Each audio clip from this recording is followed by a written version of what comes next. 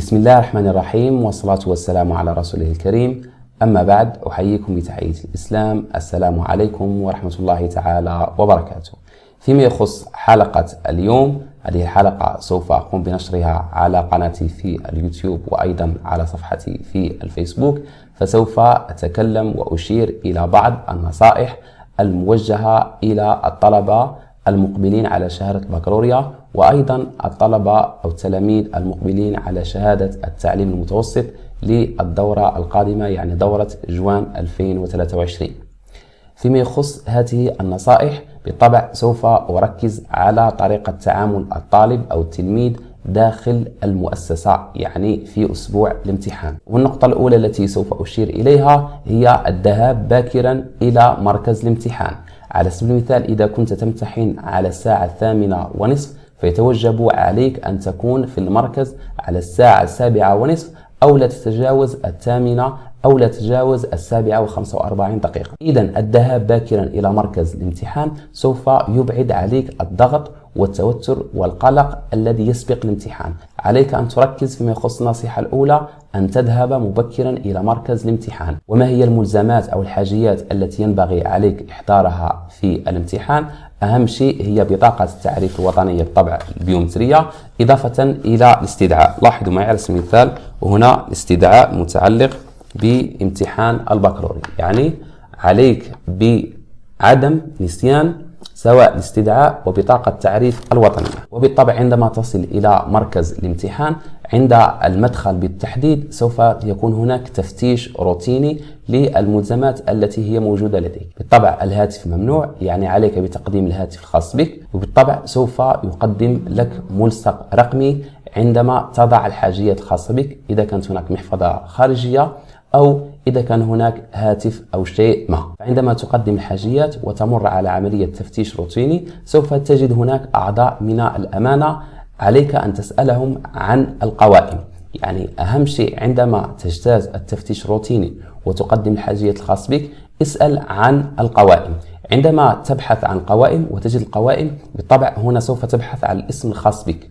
عندما تجد الاسم الخاص بك سوف تجد رقم القاعة. يعني همك الوحيد عندما تدخل إلى مركز الامتحان في أول يوم وفي أول مادة، عليك بالبحث على القاعة التي تمتحن فيها. بعد ذلك تذهب إلى قاعة الامتحان، سوف تجد قائمة أولية بجانب القاعة، يعني ممكن أنها موجودة على مستوى باب القاعة. تتأكد من اسمك أنه موجود في القاعة. بعد ذلك على بركة الله تدخل إلى قاعة الامتحان.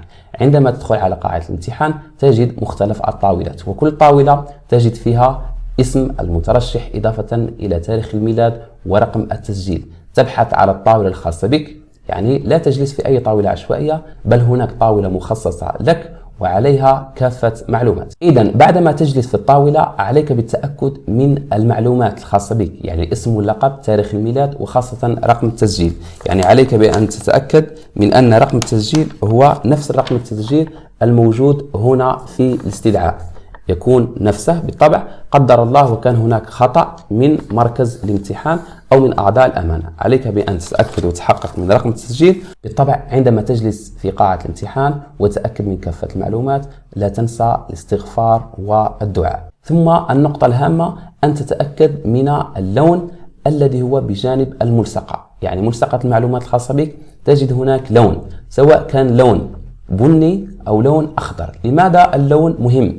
اللون لديه علاقة بورقات الإجابة. لاحظوا معي فيما يخص ورقات الإجابة، هنا يوجد ورقة إجابة بنية، وأيضا يوجد ورقة إجابة خضراء اللون. يعني هذا أمر مهم أثناء الامتحان. لاحظوا معي هنا ورقة خضراء اللون. لماذا بعض الأحيان تجد هناك ورقة بنية ورقة خضراء؟ وهذا يعود إلى الملصق نفسه.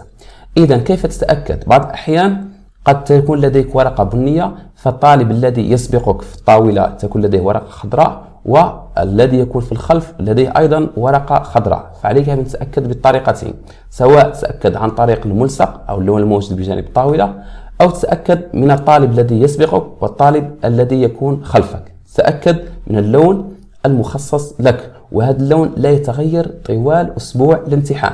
يعني من غير مستحيل أن تمتحن في ورقة خضراء ويوم الغد تمتحن في ورقة بنية لون، لا.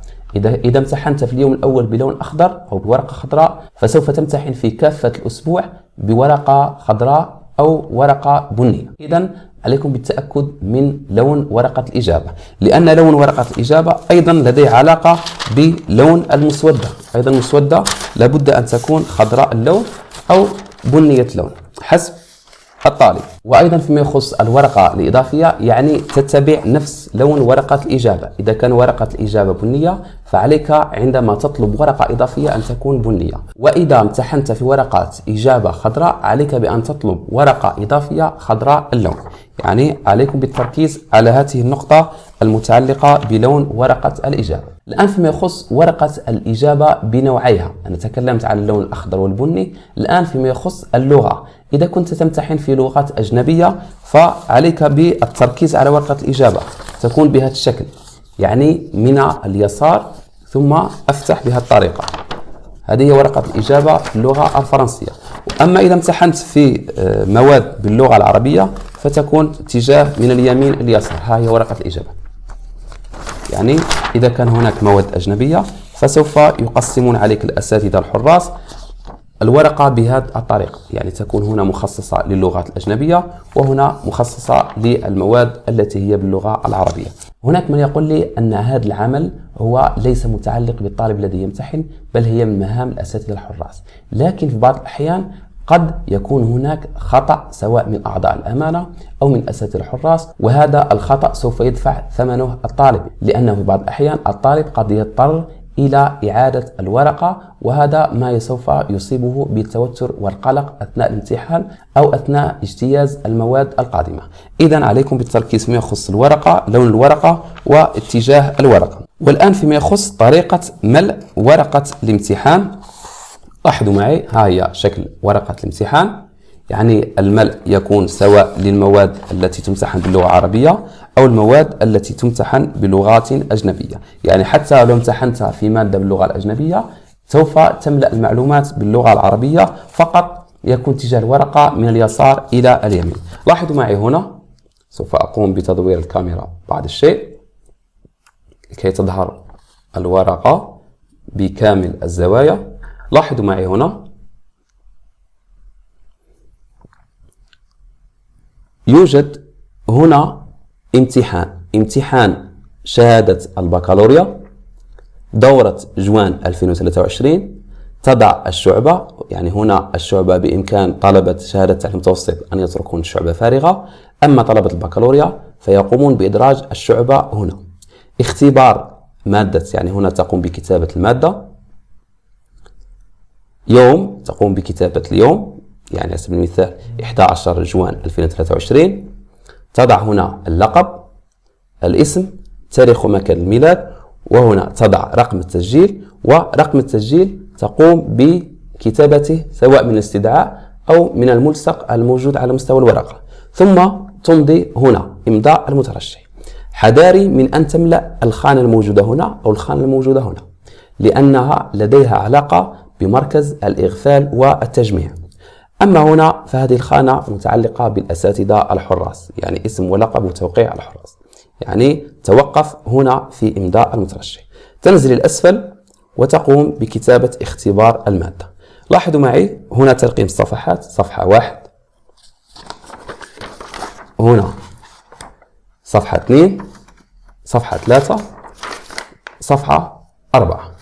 إذن فيما يخص الصفحة الثانية، لاحظوا معي ماذا يوجد في أعلى الصفحة الثانية. هذه الخانة لاحظوا معي هنا متعلقة بورقة الإجابة البيضاء. لاحظوا معي العبارة: تملأ هذه الخانة إجباريا من طرف المترشح في حالة تقديمه ورقة الإجابة بيضاء. يعني إذا كان هناك مترشح قدم ورقة الإجابة بيضاء فسوف يملأ الخانة الموجودة هنا. هذه هي طريقة ملء ورقة الإجابة. يعني عليكم بالذهاب مبكرا إلى مركز الامتحان لكي تقومون بملء ورقة الإجابة بطريقة صحيحة وبدون ضغط ولا توتر. الآن فيما يخص الورقة الإضافية، يعني في بعض المواد قد تحتاج إلى إضافة ورقة لأن ورقة الإجابة لا تكفي. لاحظوا معي على سبيل المثال لدي ورقة إضافية بنية لون ولدي ورقة إجابة بنية لون. لو افترضنا أن الطالب قد قام بالإجابة في ورقة الإجابة، يعني بالطبع يجيب، بالطبع هنا يجيب من هذه الصفحة، وتوقف هنا في الصفحة 4 ويلزمه ورقة إضافية. إذن ماذا يفعل؟ هنا في الورقة الإضافية بنفس اللون، طبعا بنية لون، يقوم بتسجيل صفحة. لاحظوا معي توقفت هنا في صفحة 4 وهنا يسجل صفحة 5 ثم يقلب صفحة 6. يعني كلما طلب ورقة إضافية فليقوم بتسجيل الصفحات. لو افترضنا بعض الأحيان صفحة 5 صفحة 6 قد يقوم بطلب ورقة إضافية أخرى، قد يقوم بطلب ورقة إضافية أخرى صفحة 7 صفحة 8 صفحة 9 صفحة 10 إلى آخره. لأنه بعض الأحيان مواد مثل الرياضيات والفيزياء أو حتى مواد أخرى قد نجد طلبة يضيفون حتى 5 أوراق، يعني ممكن أن يصل عدد الصفحات إلى 16 صفحة. أما فيما يخص الورقة الإضافية فاحذر أن تقوم بكتابة الاسم في الورقة الإضافية. لا تكتب أي شيء في الورقة الإضافية سواء ترقيم الصفحات، سواء كانت ورقة إضافية أو حتى ورقة مليمترية، احذر من كتابة الاسم، أو حتى الورقة المتعلقة بالخريطة في مادة التاريخ والجغرافيا، احذر من وضع الاسم واللقب، فقط عليك بوضع الترقيم إذا كانت ورقة إضافية. أما فيما يخص الخريطة أو ورقة مليمترية فسوف تلصق عن طريق الماسك أو الجرافز داخل الورقة. يعني على سبيل المثال أنا قمت بإضافة ورقة إضافية أو خارطة، تابعوا معي، أقوم بوضع بهذه الطريقة ثم أقوم بوضع الماسك هنا. لاحظوا معي، ممكن هذا الشيء يقوم به الطالب لنفسه أو يقوم به الأستاذ الحارس. يعني بعدما يتأكد الأستاذ الحارس من الترقيم ووضع كامل الورقات الإضافية يقوم بوضع الماسك هنا جرافز. أعيد من جديد، بإمكان هذا العمل يقوم به الطالب بنفسه أو يقوم به الأستاذ الحارس. إذن هذا فيما يخص الورقات الإضافية. تذكروا أيضا أن الورقة الإضافية تتبع نفس لون الورقة أو ورقة الإجابة. فيما يخص المسودة بإمكانك طلب المسودات من الأساتذة الحراس بنفس اللون، يعني تفاديا لأي حالة غش. يعني إذا كنت تمتحن بورقة خضراء اللون فأطلب مسودة خضراء، أما إذا كنت تمتحن بورقة بنية اللون فأطلب مسودة بنية. أما فيما يخص بعض الملاحظات الجانبية، أول ملاحظة متعلقة بمادة الاجتماعيات أو التاريخ والجغرافيا، احذروا أن يتم الخلط بين الموضوعين. بعض الأحيان تجد طلبة يقومون باختيار الموضوع الأول من التاريخ ثم ينتقلون إلى الموضوع الثاني من الجغرافيا، يعني خلط، وهذا ممكن بسبب التوتر والقلق. عليك بالتأكد من الموضوع أن الموضوع الأول به تاريخ وجغرافيا والموضوع الثاني به تاريخ وجغرافيا. إذا اخترت الموضوع الأول فأبعد الموضوع الثاني عنك مباشرة. يعني الخطأ هنا يكمن في أن هناك تلاميذ يختارون الموضوع الأول تاريخ ثم الجغرافيا يقومون بأخذ الجغرافيا من الموضوع الثاني. احذروا من هذا الخطأ. أيضا الملاحظة الثانية فهي متعلقة باستغلال الوقت. أنا أفضل وأحبذ أن يستغل الطالب الوقت الكامل، يعني لا داعي للتسرع، أو بعض الأحيان تعتقد أنك أنهيت الإجابة وإجابتك صحيحة فممكن أنك تخرج بعد نصف الوقت، أو تشاهد هناك بعض الطلبة يخرجون باستمرار فسوف أيضا ممكن هذا يصيبك بالتوتر والقلق وتضطر إلى الخروج. يعني عليك بالتأكيد من استغلال الوقت بأكمله حتى ولو كنت متأكد من الإجابة الصحيحة. وفي الأخير أتمنى لكل طالب مقبل على شهادة التعليم المتوسط أو على شهادة البكالوريا بالتوفيق والنجاح، بالتوفيق والنجاح للجميع يا رب.